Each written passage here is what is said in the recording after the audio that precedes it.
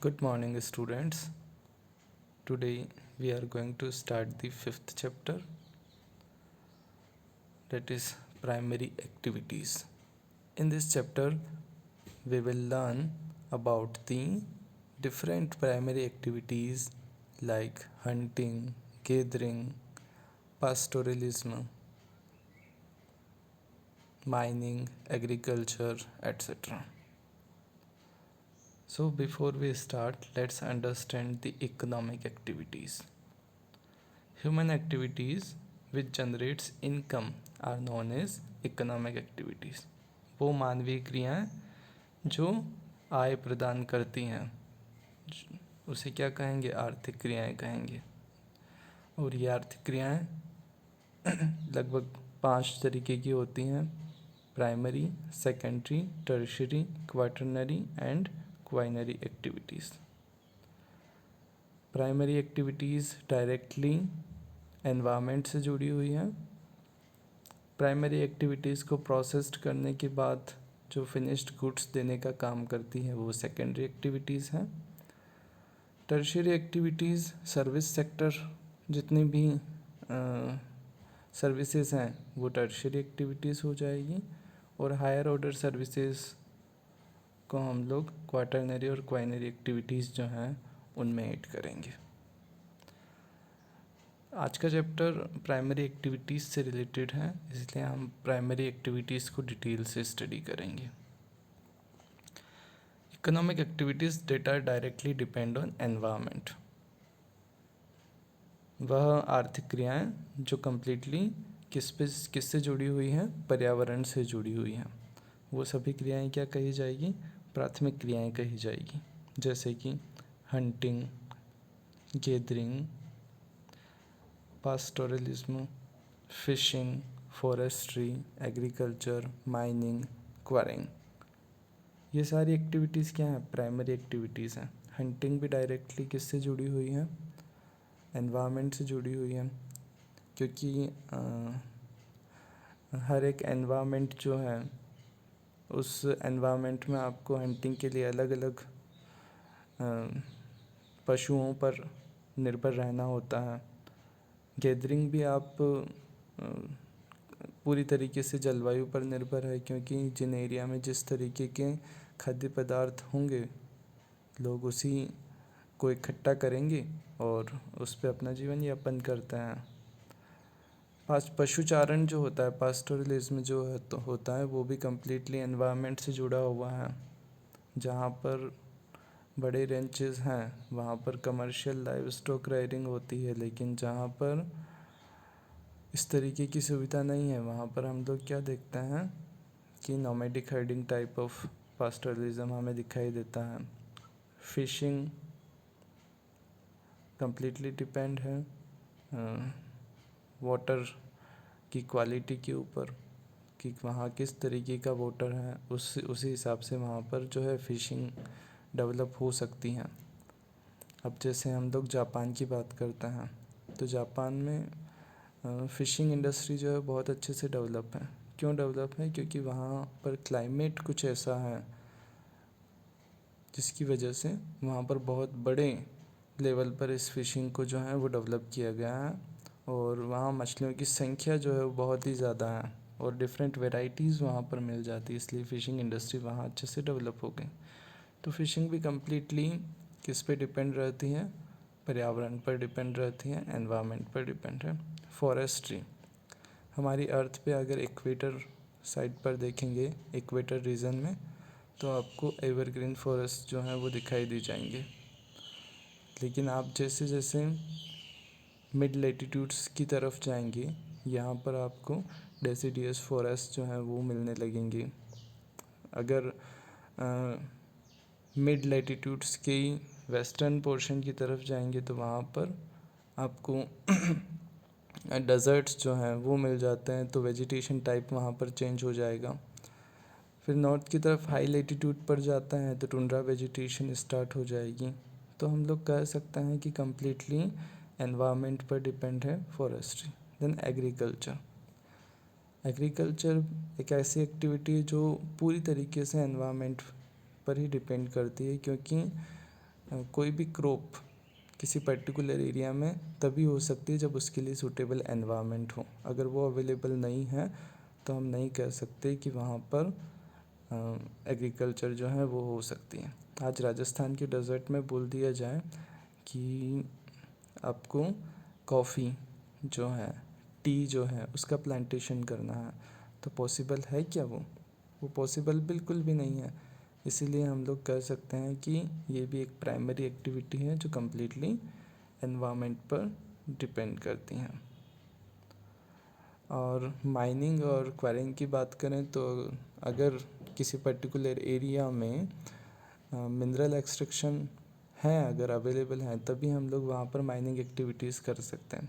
जैसे झारखंड में आयरन ओरे जो है वो मिलता है, तो आयरन ओरे की वजह से वहाँ पर हम लोगों ने क्या किया, माइनिंग एक्टिविटी करी। अब हम अगर चाहें कि कश्मीर रीजन में जितना आयरन ओरे झारखंड से मिलता है उतना हम लोग एक्सट्रैक्ट कर लें, तो पॉसिबल नहीं है, क्योंकि वहाँ पर वो मिनरल जो है उसकी अवेलेबिलिटी नहीं है। तो हम लोग कह सकते हैं कि कम्प्लीटली वो किस पे डिपेंड है, वहाँ की लैंड जो है उस पे डिपेंड करेगा, वहाँ की जो मिनरल्स है उनके ऊपर डिपेंड करेगा कौन कौन से मिनरल्स जो हैं उनकी अवेलेबिलिटी वहाँ पर है। तो माइनिंग एंड क्वायरिंग जो है ये कम्प्लीटली एनवायरनमेंट और वहाँ की परिस्थितियों पर निर्भर करता है कि वो कैसी हैं। ओके, तो ये हमारी कुछ प्राइमरी एक्टिविटीज़ हैं: hunting and gathering, pastoralism, fishing, forestry, agriculture, mining and quarrying. अब अगर हम हंटिंग एंड गैदरिंग की बात करें, depend on their immediate environment. Hunting और गैदरिंग कम्प्लीटली डिपेंड होती है वहाँ के एनवायरनमेंट के ऊपर कि एनवायरनमेंट किस तरीका है। Depend on animal they hunted and edible plants which they gathered. Normally hunting में वही एनिमल्स जो हैं ज़्यादातर यूज़ लिए जाएंगे जो अवेलेबल हैं उस एनवायरनमेंट के अंदर।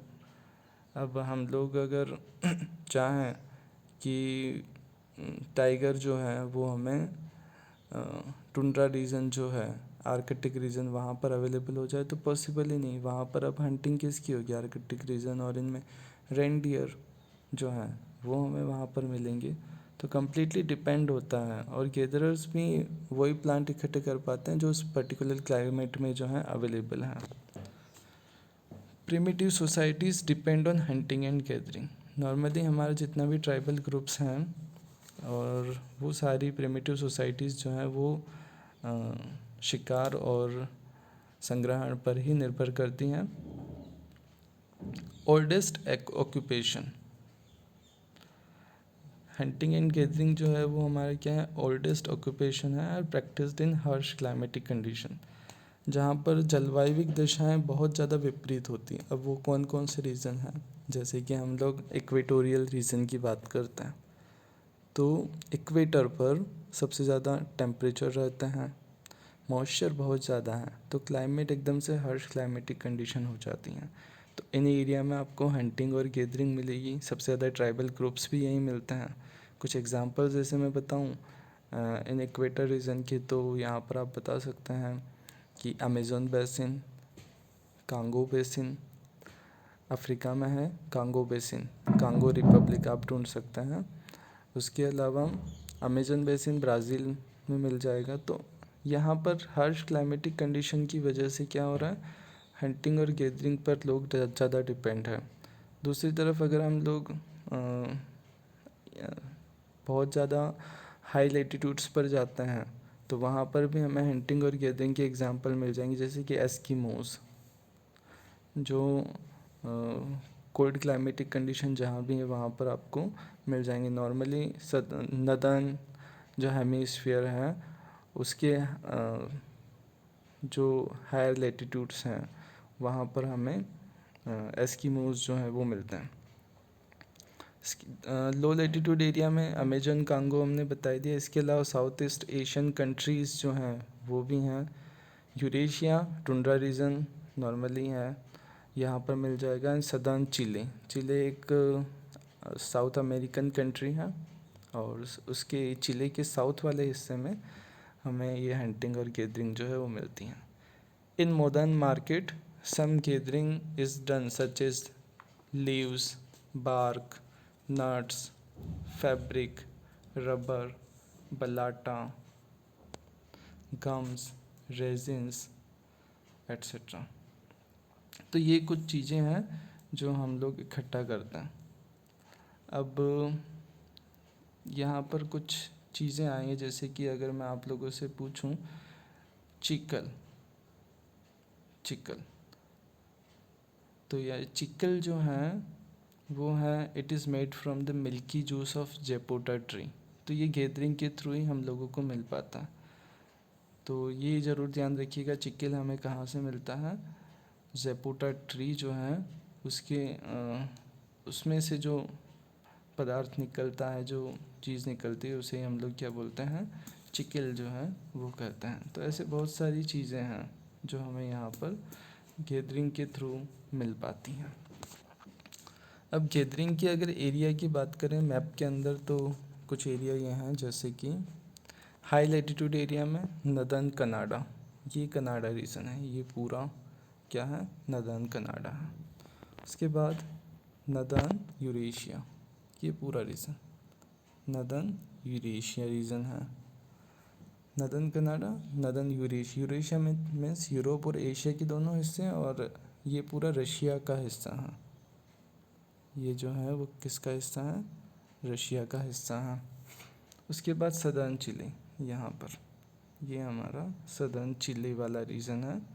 तो southern Chile high latitude zones हैं। सदर्न चिली सदर्न हेमिस्फीयर में है, और नदर्न कनाडा और नदर्न यूरेशिया नदर्न हेमिस्फीयर में आपको मिलेगा। अब लो लैटिट्यूड्स जोन्स की बात करें जो इक्वेटर के नज़दीक हैं, तो उसमें पहला है अमेज़न बेसिन, यहाँ अमेज़न बेसिन।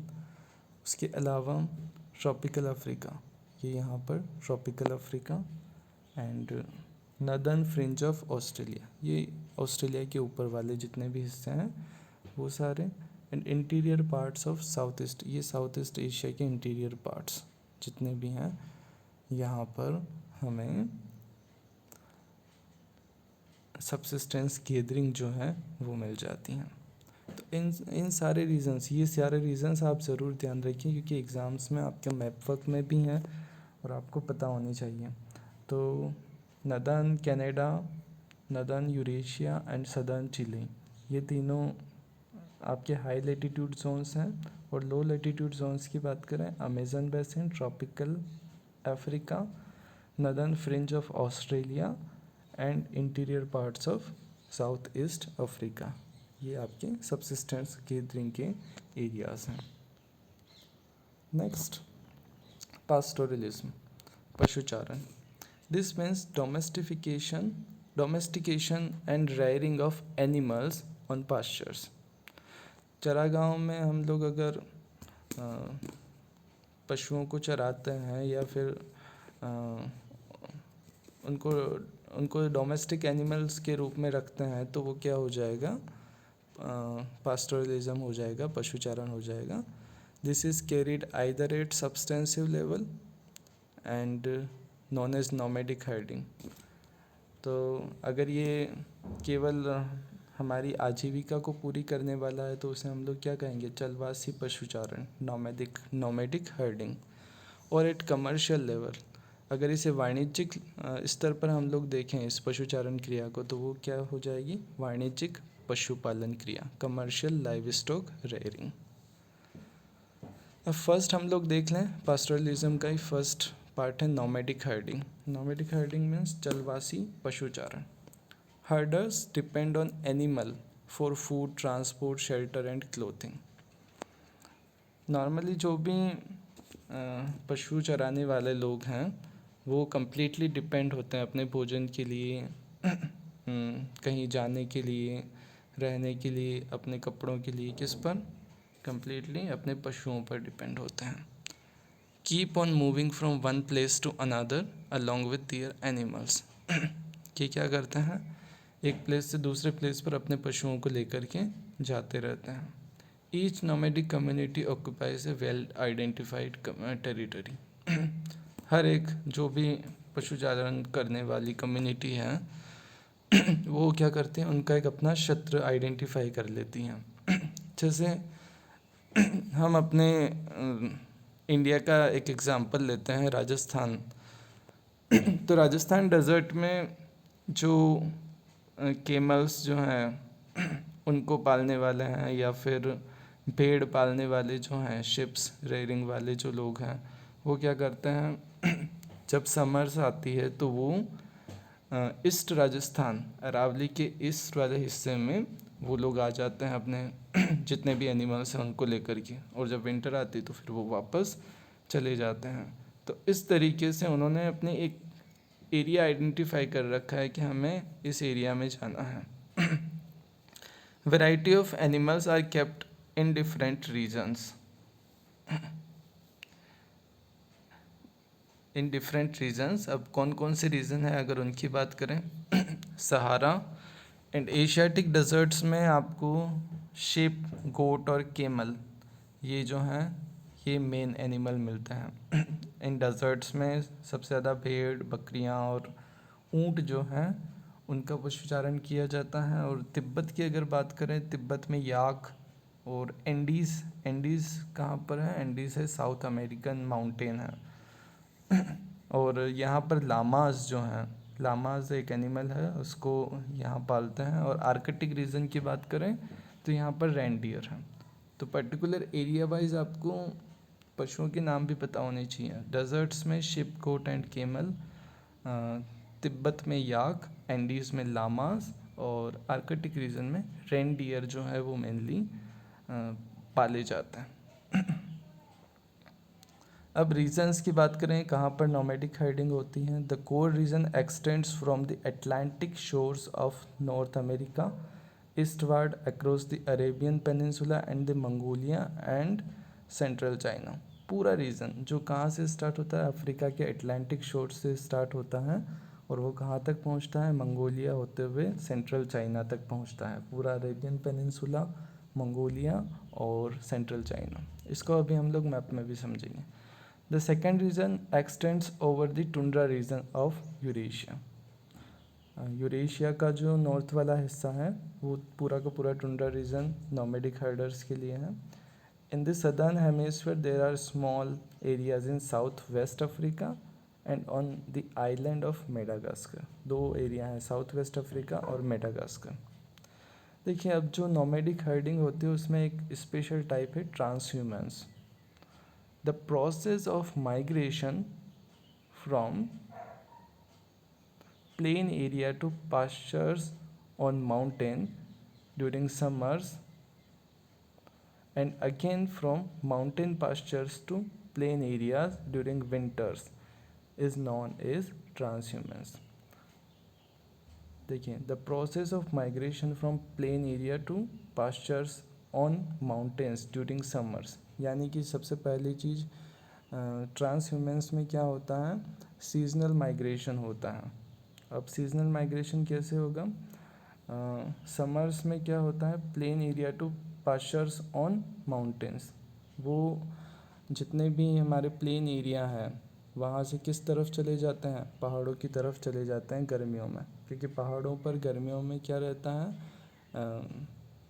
थोड़ा ठंडा मौसम रहता है। तो उस वजह से वहाँ पर जो है पशुओं के लिए क्या मिल जाती हैं, ग्रास जो है वो मिल जाती है। तो लोग समर्स में माउंटेन्स पे चले जाते हैं, और जब विंटर्स आती है तो प्लेन एरिया में फिर से क्या हो जाती हैं, उनके खाने लायक जो भी चीज़ें हैं वो अवेलेबल हो जाती हैं। तो वो विंटर्स में वापस जो है माउंटेन पास्चर से किस तरफ आ जाते हैं, प्लेन एरिया की तरफ आ जाते हैं। तो इस तरीके से जो सीजनल माइग्रेशन हो रहा है, जो माइग्रेशन की प्रक्रिया हो रही है, उसे हम लोग क्या कहेंगे, ट्रांसह्यूमेंस कहेंगे। अब ये पेस्टोरल नोमैड्स जो हैं वो रेगुलरली कम होते जा रहे हैं। इसके पीछे क्या रीज़न है, the imposition of political boundaries.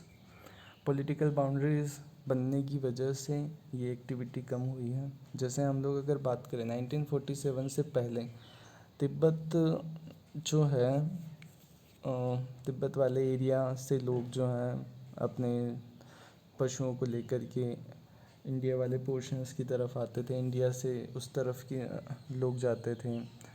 Nepal, Bhutan, Pakistan, जब ये कंट्रीज़ नहीं बने थे तो पूरे एरिया में जो है वो क्या होता था, लोग आते थे जाते थे बिना किसी रुकावट के। लेकिन जब से इंडिया और नेबरिंग कंट्रीज़ बने हैं, उनके ऊपर पॉलिटिकल बाउंड्रीज बनी है, यहाँ पर आना बैंड हो गया है, तो लोग वहाँ नहीं जा सकते। तो पॉलिटिकल बाउंड्रीज बनने की वजह से पेस्टोरल नोमैड्स जो हैं वो कम हुए हैं और सेटलमेंट्स प्लान्स बनने लगे हैं अब अलग अलग कंट्रीज़ में। तो नए सेटलमेंट्स प्लान्स की वजह से क्या होता है, नोमैडिक हाइडिंग जो है वो अच्छे से नहीं हो पाती है। अब नोमैडिक हाइडिंग की जो एरियाज़ हैं उनको समझ लेते हैं। Atlantic shores of North Africa, Atlantic shores of North Africa. अब ये कहाँ है, ये पूरा ये एटलांटिक ओशन है और ये पूरा का पूरा area Atlantic shores of North Africa and Arabian peninsula. उसके बाद ये हमारा अरेबियन पेनिनसुला, उसके बाद मंगोलिया, ये यहाँ पर ये है मंगोलिया, और ये है सेंट्रल चाइना। यहाँ पर आपको सेंट्रल चाइना जो है वो मिल जाएगा। तो ये मेन पहली बेल्ट हो गई, Atlantic shores of North Africa, Arabian peninsula and Mongolia and central China. Then tundra region of Eurasia, ये पूरा रीजन, ये पूरा का पूरा क्या है, टुंड्रा रीजन ऑफ यूरेशिया है। देन साउथ वेस्ट अफ्रीका, यहाँ पर south west Africa and Madagascar, ये है मेडागास्कर आइलैंड यहाँ पर। तो ये रीज़न जो है वो क्या है, एरियाज़ ऑफ नोमैडिक हाइडिंग है, यहाँ पर ये एक्टिविटी जो है वो होती है। Next, commercial livestock rearing. अब ये भी पास्टोरलिज्म का ही एग्जाम्पल टाइप है, जिसमें क्या होता है कि हम लोग कमर्शियली पशुओं को जो है वो पालते हैं। उसमें क्या होता है, उसमें केवल अपनी ज़रूरतें, अपनी नीड्स को पूरा करने के लिए लोग पालते हैं। लेकिन यहाँ पर हम लोग कमर्शियली पशुओं को पालते हैं और उनको जो है हम लोग एक तरीके से अच्छे एनवायरनमेंट में रख करके बहुत अच्छा प्रोडक्शन लेने की कोशिश करते हैं। It is more organised and capital intensive. यह बहुत ही ज़्यादा संगठित और पूंजी लेने वाला जो है वो भाग है। क्योंकि अगर हम लोग कहें कि पशुओं को अगर हमें बहुत अच्छे से रखना है तो उसके लिए हम लोगों को पैसा जो है वो लगाना पड़ेगा, उनकी जो नीड्स हैं वो पूरी करनी पड़ेगी। तो हम लोग कह सकते हैं इट इज़ मोर ऑर्गेनाइज्ड, ये पूरी तरीके से संगठित होता है और कैपिटल इंटेंसिव है। Practised in permanent ranches. Ranches means एक पर्टिकुलर एरिया जहाँ पर उन पशुओं को रखा जाता है तो वो परमानेंट होता है। यहाँ पर पशुओं को एक प्लेस से दूसरे प्लेस पर नहीं ले जाया जाएगा, एक ही पर्टिकुलर एरिया होगा जिसे रेंच कहेंगे और उसी रेंचेस में इन पशुओं को रखते हैं। Larger areas and divided into parcels. अब रेंचेस जो हैं वो बहुत बड़े एरिया हैं और उन बड़े एरिया को क्या कर दिया जाता है, पार्सल्स में डिवाइड कर दिया जाता है। जैसे कि ये कोई रेंच है, अब इसको 4 पार्ट्स में डिवाइड कर दिया तो ये क्या हो गए, पार्सल्स हो गए। Animals are moved from one parcels to another. अब इसमें क्या होता है कि सबसे पहले इस पार्सल में जैसे कि एनिमल को रखा, अब यहाँ से जितनी भी घास थी वो ख़त्म हो गई तो यहाँ से फिर इस पार्सल में पहुँचाते हैं, फिर यहाँ से फिर इस पार्सल में, फिर तो इस तरीके से कंटिन्यूटी बनी रहती है और पार्सल्स में जो है वो कमी नहीं होती है उनके खाने लायक चीज़ों की। Animal are moved from one parcel to another. Number of animals are kept based on capacity of the pastures. जो पास्चर की कैपेसिटी है उसकी बेस पर एनिमल्स जो हैं उनकी संख्या होती हैं। Animals are sheep, cattle, goats, horses, जो है वो मेन है, और इनसे जो प्रोडक्ट्स निकाले जाते हैं वो है मीट, वूल, हाइड्स और स्किन। ये कुछ चीज़ें हैं जो यहाँ पर इन रेंचेस से हमें उन पशुओं से मिलती हैं। रेंचेस आर मैनेज्ड साइंटिफिकली, पूरे वैज्ञानिक तरीके से मैनेज किए जाते हैं। And emphasis on breeding, genetic improvement, disease control, health care of live stock. इनमें पूरा ध्यान रखा जाता है पशुओं की ब्रीडिंग का, उनके जेनेटिक इम्प्रूवमेंट का, उनमें बीमारियों को कंट्रोल करना और उनकी हेल्थ केयर का पूरा ध्यान रखा जाता है। अब ये कौन कौन से एरिया हैं, तो नॉर्मली जितने भी डेवलप्ड नेशंस हैं उन मैक्सिमम में जहाँ पर अवेलेबिलिटी है एरिया की, उनमें कमर्शियल लाइव स्टॉक रेयरिंग होती हैं, जैसे कि New Zealand, Australia, Argentina, Uruguay, USA. इनको मैप में समझें। न्यूजीलैंड कहाँ पर है? न्यूजीलैंड है यहाँ पर, ये है न्यूजीलैंड। उसके बाद ऑस्ट्रेलिया, यहाँ ऑस्ट्रेलिया है। अर्जेंटीना, ये है अर्जेंटीना। उसके बाद उरुग्वे, यही है नॉर्थ साउथ अमेरिका में ही उरुग्वे है। देखिए अर्जेंटीना के ऊपर की तरफ उरुग्वे मिल जाएगा। एंड यूएसए, ये वाला रीजन पूरा यूएसए जो है, ये मेन रीजन्स रहेंगे किसके? कमर्शियल लाइव स्टॉक रेयरिंग के। अब इस कमर्शियल लाइव स्टॉक रेयरिंग और जो अभी हम लोगों ने पढ़े हैं दो type, nomadic herding and hunting and gathering, उससे रिलेटेड एक क्वेश्चन रेगुलर पूछा जाता है, differentiate between nomadic herding and commercial livestock rearing, स्टेटिंग any 5 points of distinction. जो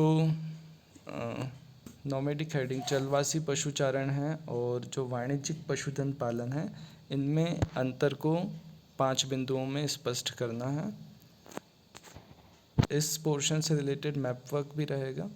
फर्स्ट है major areas of nomadic herding of the world, and second है major areas of commercial livestock rearing. तो इन दोनों के map work मैंने आपको दे दिए हैं, तो वो आप देख सकते हैं। जैसे कि नोमैडिक हर्डिंग के एरियाज़ ये हैं और लाइव स्टॉक रेयरिंग के एरिया ये हैं।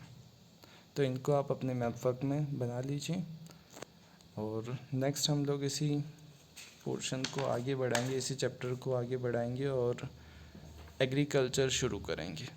Okay, thank you.